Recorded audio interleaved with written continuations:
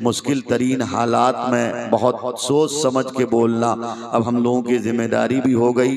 वरना कल जब जेल की सलाखों में डाल दिया जाऊंगा तो ग्वालटोली वाले भी नहीं आएंगे, बारसोई वाले भी नहीं आएंगे, आबादपुर वाले भी नहीं आएंगे, ना हमारी जमयत आएगी, ना हमारी जमात आएगी, ना मुस्लिम पर्सनल लॉ के लोग आएंगे। ले दे करके आपको जेल की सलाखों में ठुकाई होना लाजमी है। इंडिया टीवी वाले वैसे ही मौलवियों के पीछे हाथ धो के पड़े हुए हैं। जी न्यूज वाले DNA करते हैं, और DNA किसकी करते हैं जानते हैं आप? मौलवियों की। मौलवी वर्सेस मोदी, इस तरह के हेडलाइन कायम करते और मौलवियों की तकरीर चलाते हैं। और मैं तो चाहता था कि भाई जाहिर है मैं इस तरह की गुफ्तगू भी कभी नहीं करता। हिंदुस्तान की सभ्यता, हिंदुस्तान की संस्कृति, भाईचारगी, गंगा जमनी तहजीब और ख़ासकर जो हमारा खूबसूरत संविधान और पूरी दुनिया में खूबसूरत मुल्क, जमहूरी मुल्क है, इसके पसे मंजर पे गुफ्तगू करता था। लेकिन चूंकि हिंदुस्तान के हाल व अहवाल को बिगाड़ने में जो किरदार हिंदुस्तान के मीडिया का रहा है वो किसी से ढका छुपा नहीं। एक गुजारिश मैं आपसे करता हूँ, एक बच्चा जो पीछे बिल्कुल लाल लाइट जला रहा है, बड़ा बदतमीज सा बच्चा मालूम होता मुझे, तो इस बच्चे की परवरिश पे बहुत ज्यादा शक व शुबा हो रहा। मैं गुजारिश करता हूँ कमेटी के एक आध लोग अगर हों उधर तो इस बच्चे की जरा खैरियत लें। आप इनके साथ जरा भाई अजरीबू का गर्दान मत करिएगा, इनको मोहब्बत से प्यार से समझाइएगा। इस बच्चे की लाइट डायरेक्ट मेरी आंख पे पड़ रही है और मैं जो बोलना चाह रहा हूँ बोल भी नहीं पा रहा। असल में हमारी और आपकी जो ठुकाई हो रही है ना, उसकी सबसे बड़ी वजह यह भी है कि हमारी नस्लें, छोटी नस्लें हों, नौजवान नस्लें हों, या ये कि जवान नस्लें, और बूढ़ों का हाल भी बहुत बुरा हुआ चला। इन सारे लोगों का हाल बहुत बुरा हुआ चला है। आज मुसलमानों का हाल ये कि उनका नाम तो अब्दुल्ला है, नाम अब्दुर्रहमान है, नाम आबिद है, खालिद है, माजिद है, बहनों का नाम रुकैया है, खालिदा है, साजिदा है, आबिदा है, नाम है मुसलमानों वाला। लेकिन किरदार से अगर मुसलमानों वाली कोई सिफत तलाश करी जाए तो मुझे लगता है बहुत मुमकिन हो कि इक्का दुक्का लोगों में नजर आ जाए। वरना तो अल्लामा इकबाल रहमतुल्लाह अलैह ने क्या ही खूब कहा था, ला इलाहा इल्लल्लाह कह भी दिया तो क्या हासिल, दिलो निगाह मुसलमान नहीं तो कुछ भी नहीं। आज हमारा हाल वही होता चला जा रहा है, मुसलमानों वाली कोई सिफत हम में नहीं पाई जाती। यही वजह कि हजरत मोदी और हजरत योगी हम पर मुसल्लत हैं और गाहे बगाहे हम पर लट बरसा भी रहे हैं। और हमारा हाल ये कि हम तो सिर्फ दिन रात इस पीछे पड़े हैं कि किस तरह उनको गरियाना है, किस तरह से उनको बुरा भला कहना है, किस तरह से हुकूमत के खिलाफ अपनी जुबान को दराज करना। मैं बताना ये चाहता हूं कि हुकूमत के नुमाइंदों से बुरा कहने से पहले कभी अपने दामन में हमने झांका है? कभी हमने इस समाज को परखा है? क्या ये वही समाज है जो नबी अलैहिस्सलाम ने जिस समाज का कल्पना किया था? क्या वही सोसाइटी है जो सोसाइटी का ख्वाब मेरे नबी ने देखा था और जिस सोसाइटी पर नबी अलैहिस्सलाम ने जन्नत की बिशारत दी थी? क्या वही समाज है जो समाज हजरत बिलाल हबशी रजी अल्लाह ताला अन्हु ने अपना ख्वाब देखा था? क्या ये वही समाज है जिस समाज का कल्पना हजरत हमजा रजी अल्लाह ताला अन्हु ने अपने 11 टुकड़े करा करके देखा था? नहीं, ये वो समाज नहीं है। मेरा समाज आज का वो समाज है, लगता है कि यजीदियों का समाज है, यजीद के नापाक औलाद का समाज है, जुल्म ज्यादती का बोलबाला है। जहां देखो वहां जालिम को बढ़ावा मिल रहा, उनको परपने की जगह मिल रही, मजलूम का तरफदार कोई नहीं। औरतों की इज्जतें लूटने में सबसे बड़ा अहम किरदार मेरा पले हो रहा, बच्चों की आवारगी में सबसे बड़ा किरदार हमारा अदा हो रहा। फिर आप कैसे कह सकते हो कि अल्लाह की मदद आ नहीं रही? फिर आप कैसे कह सकते हो कि हुकूमत हम पे जुल्म कर रही? नहीं साहब, जुल्म कोई नहीं कर रहा, जुल्म आप अपने आप पे कर रहे हो। जिस दिन आप सुधर जाओगे आपकी नस्लें सुधर जाएंगी, हमारी औरतें जिस दिन अपने आप को फातिमतुज़ ज़हरा की कनीज़ा बना लेंगी, हमारे आने वाली नस्लों के अंदर बेदारी आ जाएगी। वही बेदारी जिस बेदारी ने हजरत अल्लामा इकबाल रहमतुल्लाह अलैह ने जिस तरह से एक यहूदी बच्चे के बारे में लिखा है कि एक यहूदी का छोटा सा बच्चा जिसकी उम्र 8 साल से 9 साल की थी, असर के नमाज के बाद जब वो बच्चा किताब लेके पढ़ता हुआ मिला तो अल्लामा इकबाल रहमतुल्लाह अलैह ने उस बच्चे से पूछा कि बेटा ये वक्त पढ़ने का नहीं बल्कि सैर तफरी का है। तो उस यहूदी के मासूम बच्चे ने मुफक्किर कौम मिल्लत अल्लामा इकबाल रहमतुल्लाह अलैह को बड़ा दर्द अंगेज जवाब दिया था कि साहब ऐसा है कि मेरी तादाद दुनिया में दाल में नमक के बराबर है, मैं बहुत मुख्तसर आबादी के लोगों में हूँ। मैं चाहता ये कि दिन रात एक कर दूं और तालीम के मैदान में अपने आप को पेश रखूं, यानी दुनिया में जहां कहीं भी जिधर लोग रहे हर जगह पर ईसाई का यहूदियों का बोलबाला हो, डंके के चोट पर मेरी इजादात को लोग कबूल करें और अपनी जिंदगियों का लाजमी हिस्सा समझें। बताओ जब यहूदी के एक मासूम बच्चे जिसकी उम्र 8 साल 9 साल की है, जब उस बच्चे का ये अज़्म होगा, उस बच्चे का जब ये हौसला होगा, ऐसा जुर्मंदाना जब उसका जवाब होगा तो उसकी नस्लें और वो कौम तरक्की नहीं करेगी। तो क्या ये कौम जिस कौम की छोटी छोटी नस्लें और छोटे छोटे बच्चे जिसकी उम्र पढ़ने लिखने की है, 8 साल का बच्चा, 10 साल का बच्चा, 12 साल का बच्चा, जिस उम्र में किताब होनी चाहिए, कलम होना चाहिए, बस्ता होना चाहिए, आलाए किताब और आलाए तालीम होनी चाहिए, मदरसे का रास्ता होना चाहिए, स्कूल के दरवाजे पे दस्तक होनी चाहिए। हाल ये कि हमारी माएँ भी बेशरम, हमारा बाप भी बेशरम, समाज के जिम्मेदार लोग मुजरिम हुए हैं। ये चंद टकों के खातिर होटलों में बर्तन मांजने के लिए अपने बच्चों को भेज दे। वो छोटे मासूम बच्चे जिनका हाल ये कि अभी उस बोर्ड पर कुछ लिखा नहीं हुआ है, वो मासूम बच्चे हैं, उनकी तख्ती पर अभी कुछ लिखा हुआ नहीं है। जैसे लिखोगे उस बच्चे की तस्वीर और तकदीर वैसी होगी। लेकिन हमारा हाल ये कि चंद टकों के खातिर, चंद सिक्कों के खातिर, चंद पैसों के खातिर हम उन बच्चों को कहाँ भेजते हैं? होटल में बर्तन मांजने के लिए भेजते। कहाँ भेजते? तो मोटरसाइकिल का पंचर बनाने के लिए भेजते, साइकिल का पंचर बनाने के लिए भेजते। मेरे भाइयों, मेरे बुजुर्गों, मेरे कहने का मकसद ये, जाए ना बारसोई जाकर तो देखें, बलरामपुर जाकर को देखें, आपके ग्वालटोली में जो छोटी सी मार्केट है ना, एक आध होटल तलाश कर लें, इक्का दुक्का आपको मुस्लिम के छोटे छोटे मासूम बच्चे जरूर मिलेंगे। और पूछें आप उन बच्चों की सैलरी कितनी है, उन बच्चों की तनख्वाह कितनी है। शुरू में तो बाप कहता है कि साहब आप रख लें, सिर्फ पैसा दे न दे कोई मसला नहीं, बस एक जोड़ा कपड़ा दे देना,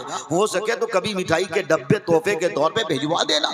इतनी छोटी सी रकम पर आप अपने बच्चों के मुस्तकबिल को गंदा करते हो, उसकी तस्वीर को भद्दी करते हो, उसके ज़हनो दिमाग पर आप छुरा चलाते हो और अपनी वो जिंदगी जो जिंदगी हमेशा हमेश की है, जहां आप कब्र में लिटा दिए जाते हो इस तमन्ना के लिए, इस वास्ते कि मेरा बच्चा आएगा, मेरी कब्र पे सूरह फातिहा पढ़ेगा, मेरे अब कब्र के अजाब को अल्लाह कम कर देगा, जन्नत मुझे ये बच्चा खींच के ले जाएगा, हाफिज कुरान बनेगा। आप अपने बच्चों को ऐसा नहीं करते। हाल ये कि मेरा बच्चा पंचर बनाता नजर आता, हाल ये कि मेरा बच्चा मोटरसाइकिलों की दुकान पे, होटल में और गुजरात में, लुधियाना में और जयपुर में, अजमेर में और इसी तरह मुंबई में और दीगर जगहों में मेरे छोटे छोटे मासूम बच्चे काम करते हुए मिलते हैं। यही वजह कि अब हमारे प्रधानमंत्री जी को भी हमारी फिक्र हो गई।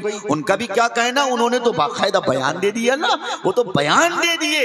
वक्फ तरमीमी एक्ट को लेके जब उनका बयान जारी हो रहा था, उन्होंने एक बात ये कही, वो बयान जब अभी इस टाइम बहुत ज्यादा वायरल है, उन्होंने कहा कि मुसलमानों के बच्चे जगह जगह पंचर बनाते नजर आते हैं, इसलिए हम चाहते हैं कि मुसलमानों का वो तबका जो दबा हुआ तबका है, जो कुचला हुआ तबका है, मजलूम तबका, पसमानदा तबका, तालीम से गिरा हुआ तबका, उस तबके को हम उठाना चाहते। यही वजह है कि हमने वक्फ तरमीमी एक्ट लाया है, जिसके जरिए से हम वो पंचर बनाने वाले बच्चों को तरक्की के रास्ते पर गामजन करेंगे, तरक्की के उरूज पर कायम करेंगे। हम चाहते हैं कि वो बच्चा जो मोटरसाइकिल का पंचर बनाता और साइकिल का पंचर बनाता, हालांकि मोदी जी यकीनन अगर आप हमारे खैरखा होते, हमारे हक में होते, आपको अगर हमारी इतनी फिक्र होती, वाकयातन अगर मुसलमानों से आपको इतनी मोहब्बत होती, तो आप ये ना कहकर हमारा मजाक ना उड़ाते। आपने हमारे लिए हमदर्दी जाहिर नहीं की, आपने हमारी फिक्र नहीं की, आप ये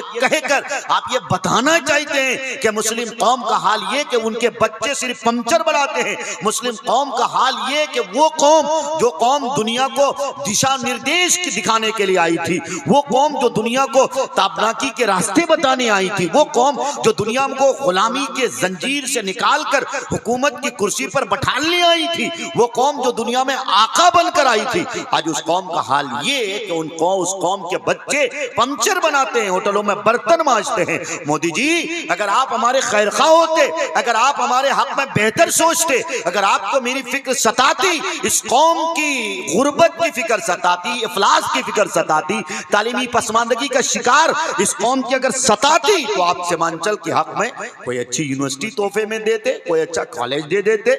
हमारी मुस्लिम बेटियां जगह जगह कोचिंग सेंटर जाती हैं और कोचिंग सेंटर के नाम पे उनकी इज्जतें लूटी जाती, इसके नाम पर कोई गर्ल्स कॉलेज दे देते, कोई गर्ल्स स्कूल दे देते। लेकिन नहीं, आप ये नहीं कर सकते। आपका करना ये कि आप तो सिर्फ मुस्लिम कौम का मजाक उड़ाएंगे, हालांकि मुसलमानों को इससे फर्क नहीं पड़ता।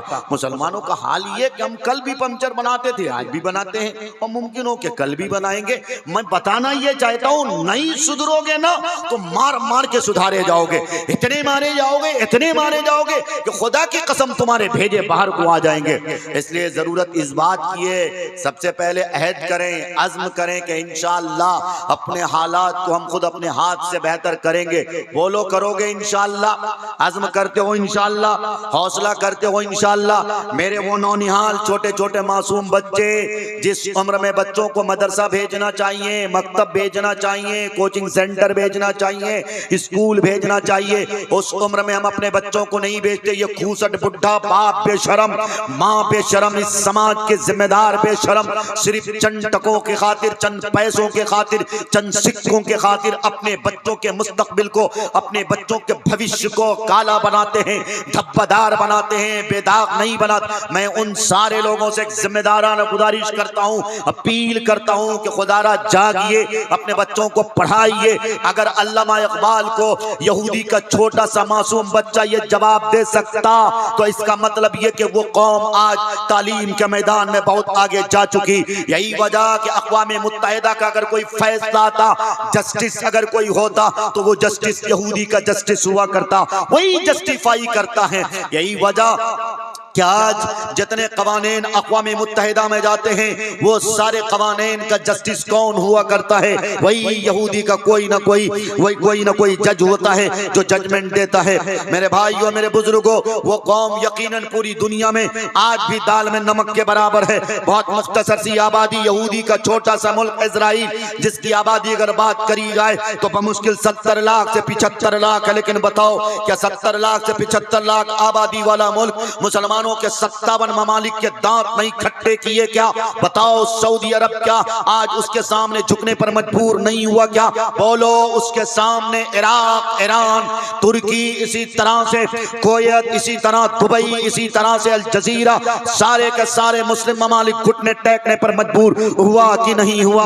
आज पूरी दुनिया की नजर किस पर है? अमेरिका पर। अमेरिका अपने आप को सुपर पावर कह रहा। आज पूरी दुनिया की नजर किस पर? बरतानिया पर। आज पूरी दुनिया की नजर किस पर? जर्मनी पर। क्यों? इसलिए कि ये ममालिक अपने आप को सुपर पावर कहते हैं। और सबको किसकी पुष्टपनाही हासिल है? तो यहूदी की पुष्टपनाही हासिल। इसलिए कि दुनिया में अगर सबसे ज्यादा कोई कौम जदीद टेक्नोलॉजी की तरफ आगे बढ़ी है, जदीद टेक्नोलॉजी को सबसे ज्यादा अगर किसी कौम ने हथियार बनाया है, तो वो कौम यहूदी कौम है। बोलो, आज यहूदी कौम से लड़ने के लिए हिंदुस्तान नहीं बल्कि दीगर मुल्कों से जिहाद का फतवा जारी तो हुआ, लेकिन क्या हम इस मुल्क में रहते हुए इतना नहीं कर सकते कि यहूदियों के प्रोडक्ट का बायकॉट कर सकें? क्या हम इतना नहीं कर सकते कि फंटा से तौबा करें? क्या हम इतना नहीं कर सकते कि थम्स अप से तौबा करें? क्या हम इतना नहीं कर सकते कि कोको कोला से तौबा करें? क्या हम इतना नहीं कर सकते कि पेप्सी से तौबा करें? क्या हम इतना नहीं कर सकते कि लाइफ बॉय साबुन इस्तेमाल न करें? क्या हम इतना नहीं कर सकते कि KFC के जितने ब्रांड हैं, उन सारे ब्रांडों को हम अपने घरों से निकाल दें? क्या नहीं कर सकते? मेरे भाइयों, मेरे बुजुर्गों याद रखो, जिहाद नाम सिर्फ इस बात का नहीं कि तलवार लेकर मैदान में निकला जाए, जिहाद नाम इस बात का भी है कि अपने नफ्स से समझौता किया जाए, अपने नफ्स को अपना जिहाद बना, अपने नफ्स को अपना ताबे बना दिया जाए, अल्लाह के आगे झुका दिया जाए। जिहाद नाम इसका भी है कि अगर कोई जिहाद तलवार से कर रहा, हम जिहाद अपने अदा से और अपनी अदा से और अपने किरदार से करें। आज जरूरत इस बात की है सीमांचल के मुसलमानों, बारसोई और कटिहार और अतराफ अकनाफ के मुसलमानों, तुमसे कहता हूं अपने घरों से यहूदी नापाक यहूदियों के जितने प्रोडक्ट्स हैं उन सारे प्रोडक्ट से अपने घरों को पाक करो। थम्स अप तुम नहीं पी सकते, कोको कोला तुम नहीं पी सकते, तुम फैंटा नहीं पी सकते, मिरिंडा नहीं पी सकते, लाइफबॉय साबुन इस्तेमाल नहीं कर सकते, KFC के जितने ब्रांड हैं उसको तुम यूज नहीं कर सकते। इसी तरह से लेस कुरकुरे पता नहीं कौन कौन से उसके बाकायदा आर्टिकल आए हुए हैं, उसको गूगल में सर्च करो तुम्हें पता चल जाएगा ये कौन सा प्रोडक्ट यहूदी का प्रोडक्ट है। बोलो कम से कम इतना काम कर सकते कि नहीं कर सकते हो? अगर कर सकते हो तो हाथ उठा कर वादा करो इंशाअल्लाह आज के बाद से हम यहूदियों का प्रोडक्ट इस्तेमाल नहीं करेंगे। हम कहेंगे और बताएंगे यहूदियों को कि नापाक तुम तो एक नंबर के जालिम हो, एक नंबर के जाबिर हो, एक नंबर के फिरौन के नापाक औलाद हो। तुमने फलस्तीनियों पर जुल्म ज्यादती का बाजार गर्म किया, तुमने मस्जिद अक्सा को तोड़ने की और शहीद कर कर उस पे हैकले सुलेमानी तामीर करने की कसम ठानी है। तुम क्या समझते हो कि हम मजलूम फलस्तीनियों को मारकर मासूम फलस्तीनियों को हम अगर बम बारूद से उड़ा देंगे हम बहुत बड़े तुर्रम खा और 30 मार खा तुम नहीं बन सकते। याद रखो जब खुदा की लाठी बरसेगी, जब खुदा की मार तुम पर बरसेगी, तुम्हें याद होना चाहिए तुम जानते भी हो लेकिन जानकर अनजान बनते हो। अल्लाह तबारक व तआला ने फिरौन का हशर और फिरौन को किस तरह से इस जमीन पे निशानी इबरत बना के छोड़ा है तुम्हें नहीं मालूम। अल्लाह तबारक व तआला ने शद्दाद का क्या हाल किया, कौम समूद का, कौम लूत का, कौम हूद का, कौम आद का क्या हशर किया। कुरान करीम अल्लाह तबारक व तआला ने एक एक का जिक्र वजाहत के साथ किया है। इसलिए ए यहूदियों और तुम्हारी जो नापाक कोशिश है मसलूम फिलिस्तीनियों पर जुल्म करना छोड़ो, वरना मुसलमान जिस दिन जाग गए तुमको इस जमीन से पाक करने के लिए निकल जाएंगे। तुम क्या समझते हो मुसलमानों को धरती से निकाल फेंकोगे, मजलूम फलस्तीनियों को तुम जमीन तंग कर दोगे? तुम क्या समझते हो कि क़िबला अव्वल मस्जिद अक्सा को इस धरती से मिटा दोगे? नहीं मिटा सकते। मस्जिद अक्सा सिर्फ एक मस्जिद नहीं है बल्कि मेरा क़िबला अव्वल है। मस्जिद अक्सा वो मस्जिद है जो मेरे नबियों के इमामत के लिए सबसे पहली मस्जिद रही है, वही मस्जिद है जो नबियों का मरकज रहा, नबियों का महवर रहा, जहां बेशुमार अंबिया अलैहिस्सलातु वस्सलाम आराम फरमा रहे। तुम मस्जिद को मिस्मार नहीं कर सकते, तुम मिटा दिए जाओगे, तुमको तारीख से मिटा देंगे तो लेकिन तुम मस्जिद अक्सा को इंशाअल्लाह को सुबह क़यामत नहीं मिटा सकते। बोलो इसके लिए तैयार होना इंशाअल्लाह। कैसे तैयार हो? क्या अपने किरदार से भी तैयार नहीं हो सकते हो? अपनी अदा से भी नहीं तैयार हो सकते हो? ये नौजवान छोकरा सब मिनट पे इसका जाता है स्प्राइट और पता नहीं फंटा और मरंडा और थम्स अप और कोको कोला। हम मौलवियों का हाल भी बहुत बुरा हुआ चला, मस्जिद में बैठकर मदरसे में बैठकर धड़ल्ले के साथ थम्स अप पीते हैं, कोको कोला पीते हो, कहते हैं अरे एक पी लेने से क्या होगा। मैं कहता हूँ एक पी लेने से क्या होगा, कितना % जाता है बेनिफिट पता करो ना जाकर, कितना % जाता है। 100 रुपए का तुम खरीदते हो एक स्प्राइट या थम्स अप खरीदते हो बड़ा वाला 2.5 लीटर का मेरा ख्याल है, उसकी कीमत 100 रुपए देते हो। इंडियन गवर्नमेंट को कितना टैक्स जाता है और इजराइल को कितना टैक्स जाता है। मान के चलो अगर तुम्हारी तरफ से 20 रुपए या 22 रुपए भी टैक्स जाते हैं, एक बंदा एक थम्स अप पीता 20-22 रुपए इजराइल को दान करता। किसके लिए करते हो? अपने मजलूम फलस्तीनियों के हथियार, उनको मारने के लिए जो जिस हथियार का इस्तेमाल होता वो खरीदने के लिए तुम करते हो। तो इसका मतलब ये कि जुल्म करने में तुम भी बराबर के शरीक हो। इसलिए मैं तुमसे कहता हूं अपने खुदारा अपने आज ही से तौबा करो। थम्स अप नहीं पी सकते, कोको कोला नहीं पी सकते। मिन जुमला ये कि यहूदियों का जितना भी प्रोडक्ट है हम उसका बायकॉट करेंगे इंशाअल्लाह, हम उसको नहीं इस्तेमाल करेंगे इंशाअल्लाह। अपने किचन रूम से सारे यहूदियों के प्रोडक्ट को निकालो, साबुन को निकालो कि हम इंडियन प्रोडक्ट का इस्तेमाल नहीं करेंगे, हमें इंडियन प्रोडक्ट का इस्तेमाल करना है। हमने अपने मुल्क की जीडीपी को बढ़ाना है, अपने मुल्क की तारीख को बढ़ाना है। जिस दिन हम अपने मुल्क के प्रोडक्ट का इस्तेमाल करेंगे इंशाअल्लाह मेरा मुल्क भी आगे बढ़ेगा, मेरे मुल्क के सालिमियत भी आगे बढ़ेंगे, मेरे मुल्क की जीडीपी भी आगे बढ़ेगी। इसलिए मैं कहता हूं इंडियन प्रोडक्ट का इस्तेमाल करो, यहूदियों के प्रोडक्ट को ठुकराओ। हम यहूदियों का प्रोडक्ट इस्तेमाल नहीं कर सकते इंशाअल्लाह। फिर एक बार वादा करो, नहीं कर सकते ना इंशाअल्लाह, पूरा मजमा इंशाअल्लाह के हाथ उठाने को कबूल करे। मेरे भाइयों, मेरे बुजुर्गों, मेरी तकरीर का मकसद सिर्फ और सिर्फ यही नहीं कि मैं आप सबको जिहाद के लिए नहीं, मैं जिहाद करने के लिए कहता हूं तलवार से नहीं, बल्कि अपने नफ्स से जिहाद करिए।